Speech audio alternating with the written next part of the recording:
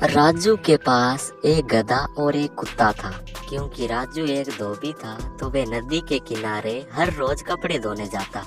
वह गधे पर कपड़े लाद कर नदी के पास जाता और कपड़े उतार देता और गधा फिर पूरे दिन आराम करता। लेकिन कुत्ते के साथ इससे उल्टा होता था। कुत्ता पूरे दिन बस कपड़ों की रखवाली करता और 24 घंटे घर के बाहर भी कपड़ों की रखवाली करता और घर की रखवाली करता। इस वजह से गधा उस कुत्ते का बहुत ज्यादा मजाक उड़ाया करता था।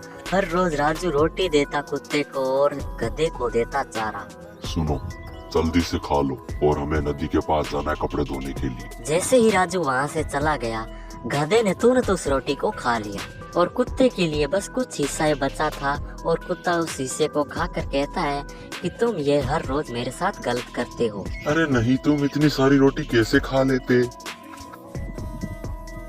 तुम पहले अपने चारे को खाने के बाद भी तो खा सकते थे ना। उससे बाद तुम अचानक अपनी रोटी खा लेते तो मैं क्या खाता? मेरा चारा भी खत्म हो जाता। तो वे फिर से नदी के पास जाते। गधा कुत्ते को ताने मारता रहता और राजू वहाँ पर कपड़े धोते रहता। जैसे ही वह पूरा कपड़े धो लेता तो कुत्ते से कहता कि तुम यहाँ पर रखवाली करो, मैं और गधे जा रहे हैं घर, शाम को वापस आ जाएंगे कपड़े लेने के लिए। और ऐसा कहकर उस कुत्ते को वहीं छोड़ देते। और गधा भी कहता कि ध्यान से रखवाली करना, कहीं सो मत जाना। अब बेचारा कुत्ता भूखे पेट ही वहाँ पर रखवाली करता और मन ही मन उस गधे से बहुत ही ज्यादा नाराज था।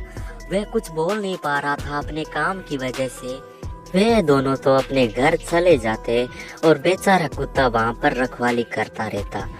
लेकिन वहाँ पर कुछ बकरियाँ, गाय, भैंसे आ जाती तो कुत्ता भौंकता भी और उसके सामने दौड़ता तो भैंस भी उसे सींग मार देती। इस कारण उसे कभी कभी चोट भी लग जाती। शाम होते ही गधा आ जाता और उससे पूछता कि ध्यान से रखवाली की थी ना, कहीं सो तो नहीं गए थे ना।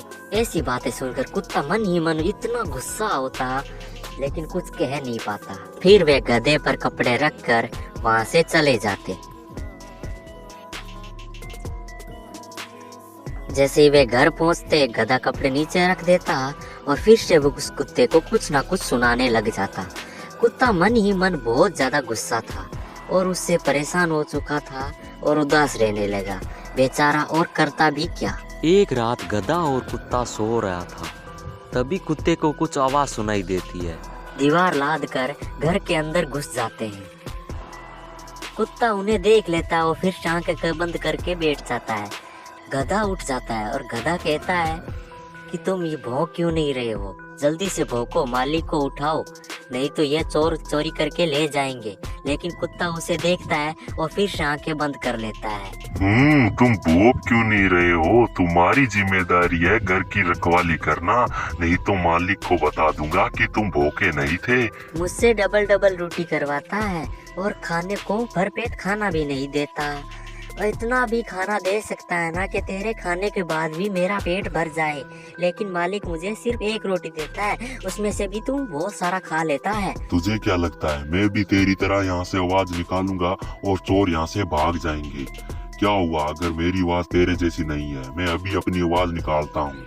ऐसा कहकर गधा अपनी आवाज निकालने लगता है। गधे की आवाज सुनते ही चोर वहां से दीवार से कूदकर फिर से भाग जाते हैं। तभी राजू उठ जाता है गधे की आवाज सुनकर। हे राम, ये गधा रात में भी चैन से नहीं सोने देता, दिन में भी भौंकता रहता है और रात को भी भौंकता रहता है। अभी इसको सही करना पड़ेगा। ऐसा कहकर वह लाठी लेकर सीधा गधे के पास जाता है। जाते ही गधे से पूछता है कि क्यों चिल्ला रहा है, दिन में भी तू चिल्लाता रहता है और रात में भी तू चिल्लाता रहता है। लेकिन गधा उसे कुछ बताने की कोशिश कर रहा था, लेकिन वह उसकी भाषा नहीं समझ पा रहा था। इसीलिए राजू और भी ज्यादा गुस्सा हो जाता है और उसे जोर जोर से पीटने लगता है। इतनी जोर जोर से पीटने लगता है कि गधा फिर से चीखने लग जाता है। फिर से चीख सुनता है तो राजू फिर से गुस्सा हो जाता है और फिर से जोर जोर से मारने लगता है। ये देखकर कुत्ता बहुत ही ज्यादा खुश था। फिर वह गधा कुत्ते से मदद मांगता है